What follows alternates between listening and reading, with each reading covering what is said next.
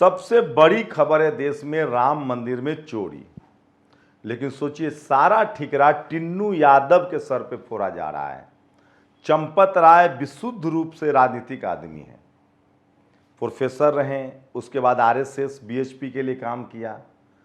मालिक चंपत राय, अनिल मिश्रा, गोपाल राव कह रहा है कि टिन्नू यादव जो सबसे नीचे का कर्मचारी था वो सबसे ज्यादा चोरी करके ले गया। मैं कह रहा हूं कि टिन्नू यादव के साथ साथ सब पर बुलडोजर चले।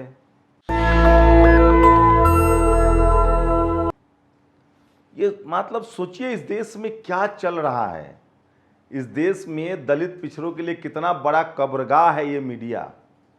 अगर यही चोरी अखिलेश यादव मुख्यमंत्री होते तो फोटो चल रहा था अखिलेश यादव मुख्यमंत्री और चंदा चोरी।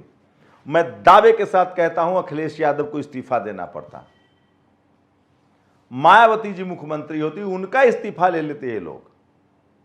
इस देश में लालू यादव के समय मान के चलिए, ये जो सड़क के बड़े बड़े गड्ढे, ये देखिए 12,000 करोड़ का ये सड़क है, दिल्ली देहरादून एक्सप्रेस वे, पहले ही दिन गड्ढा हो गया। मंत्री नितिन गडकरी, ब्राह्मण समाज से, आरएसएस बीजेपी की सरकार है, प्रधानमंत्री नरेंद्र मोदी। आप मान के चलिए कि अगर लालू यादव प्रधानमंत्री होते तो टीवी अखबार वाला छाती पीट रहा होता और प्रधानमंत्री नहीं तो सड़क मंत्री का इस्तीफा हो जाता, परिवहन मंत्री का। मैं दावे के साथ कह सकता हूं। एक सड़क नहीं है, ये सूरत की सड़क है, ये देखिए कैसे धंस गया है। अगर ये मुख्यमंत्री वहां कोई दलित पिछड़ा होता, बीजेपी आरएसएस की सरकार न होती तो मुख्यमंत्री का फोटो लग के खबर चल रही होती। ये देखिए, ये दिल्ली मुंबई हाईवे है, ये भी नितिन गडकरी। 50,000 करोड़ की सड़क बनी थी, गंगा एक्सप्रेसवे है, उस पहले ही दिन पैच पर गया था। सीलिंग पे हमने देखा था, पुल गिर रहे हैं। अब किसी प्रधानमंत्री मुख्यमंत्री से सवाल ही नहीं पूछा जाता है। और मीडिया राम मंदिर पर क्या खबर चला रही है? ये आपस का झगड़ा है बीजेपी और आरएसएस का। नरेंद्र मोदी आरएसएस को निपटाने में लगे हैं, आरएसएस नरेंद्र मोदी को निपटाने में लगे हैं। नरेंद्र मोदी वैसे ब्राह्मण समाज से नहीं है, वो घांची समुदाय से हैं। अब वो उन्होंने अपने आप को ओबीसी में कर लिया है। आरएसएस को चाहिए देवेंद्र फडणवीस या योगी आदित्यनाथ जैसा प्रधानमंत्री, क्योंकि अभी Narendra Modi SC ST OBC को कुछ रख रहे हैं दिखाने के लिए ही। 27 ओबीसी मंत्री तो है, थोड़ा बहुत सोशल डाइवर्सिटी दिख जाता है। यह भी नहीं चाहिए आरएसएस को। आरएसएस को विशुद्ध फडणवीस मुख्यमंत्री प्रधानमंत्री चाहिए। इसीलिए सब झगड़ा चल रहा है।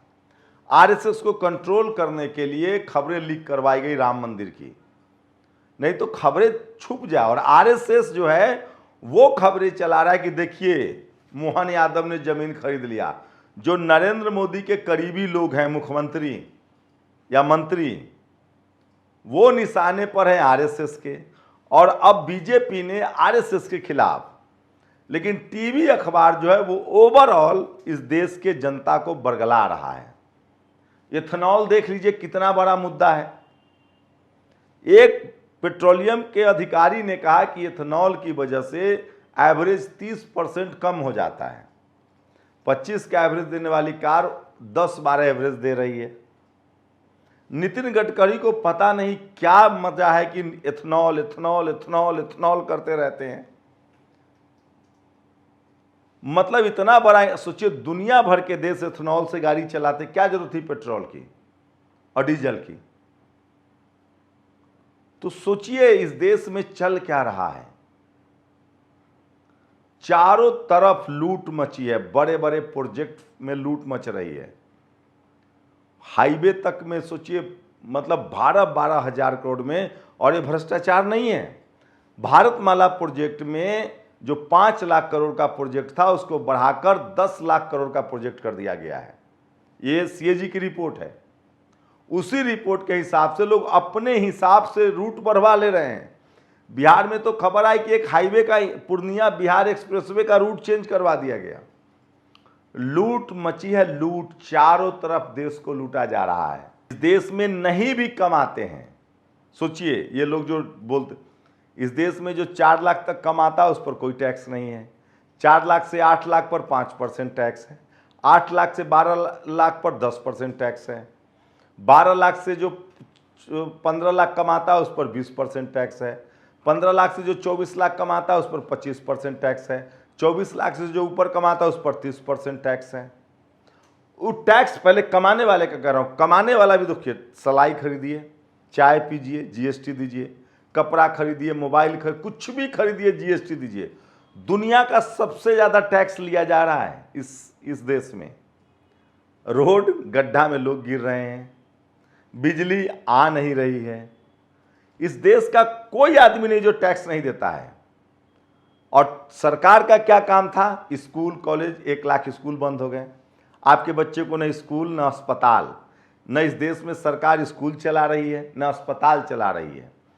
सरकारी पुलिस का क्या हाल है आप जानते हैं, हमें नहीं कुछ कहना है। सरकारी कोर्ट कचहरी का क्या हाल है आप जानते हैं।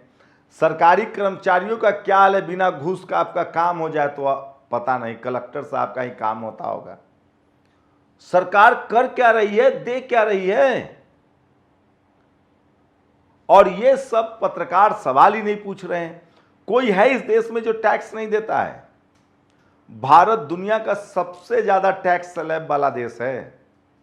नहीं भरोसा है तो इन तमाम बिजनेसमैनों से पूछ लीजिए। लेकिन लोग इसलिए चुप हैं क्योंकि जाति और धर्म में बटा हुआ देश है ये। जाति वाली सरकार है, धर्म वाली सरकार है तो नहीं बोलना है। और सबसे ज्यादा दोषी इस देश का मीडिया है। इस देश में मीडिया तभी खबर दिखाती है, तभी काम करती है जब सत्ता में उसकी जाति का आदमी ना हो। उसकी जाति का मतलब आरएसएस और बीजेपी ना हो। आरएसएस की जाति, बीजेपी की जाति और मीडिया की जाति एक है। सोचिए, मैं इसलिए कह रहा हूं कि इस देश में बड़े बड़े लूट हो रहे हैं। तेल में इथेनॉल मिलाया जा रहा है, आपकी गाड़ी का कबाड़ा किया जा रहा है। सड़कें सोचिए, साफ दिख रहा है, 12-12 हजार करोड़ की सड़कें टूट जाएंगी पहले ही दिन। अभी प्रधानमंत्री ने उद्घाटन किया है। पुल गिर जा रहे हैं, अस्पताल नए नहीं बन रहे हैं, पुराने अस्पताल में लूट मची है। आपको लगता है जैसे सही में ना, मतलब छोड़ दिया गया इस देश को, कोई अकाउंटेबिलिटी नहीं है। पेपर लीक हो जा रहा है। जवान हमारे शहीद होते हैं ऑपरेशन सिंदूर में, वो पता 1 साल बाद चलता है। मतलब ये सरकार बनाने वाली नहीं, छुपाने वाली सरकार है। लेकिन क्या मजाल है कि कोई टीवी अखबार खबर पूछ ले, और जो पत्रकार इनसे सवाल पूछ ले, मुसलमान है तो सीधे आतंकवादी जेल में डाल दो, दलित पिछड़ा है तो उसको मार मुड़ के सेट कर दो, धमकी।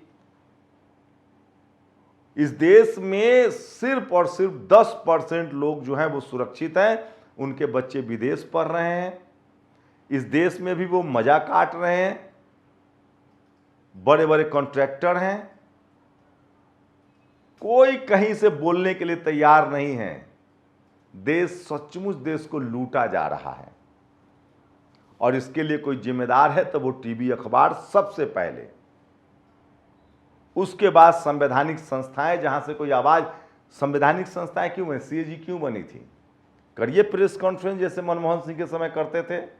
रिपोर्ट आती है, छुप जाता है। कोई सरकारी कॉन्स्टिट्यूशन, जितने इंस्टीट्यूशन हैं चारों तरफ चुपके। पहले high court, supreme court, Mayawati ji के समय देखिए, अखिलेश यादव के समय रोज संज्ञान लेते थे, रोज पीआईएल दायर होता था। राम मंदिर में लोग सुप्रीम कोर्ट गए, सुप्रीम कोर्ट ने कहा कि कोई पहाड़ नहीं टूट जाएगा, आराम से सुनवाई करेंगे। इस सरकार में तो मंदिर भी सुरक्षित नहीं है, लेकिन आप सवाल नहीं पूछ सकते हैं। सोचिएगा जरूर। शुक्रिया। नेशनल दस्तक की आपसे गुजारिश है कि अगर इसको बचाना चाहते हैं तो नेशनल दस्तक को सब्सक्राइब करने के लिए रेड कलर के सब्सक्राइब बटन को दबाएं, फिर बेल आइकन की घंटी दबाएं। नेशनल दस्तक को बचाने के लिए बहुत जरूरी है कि हर खबर को शेयर करें, लाइक करें, कमेंट जरूर करें।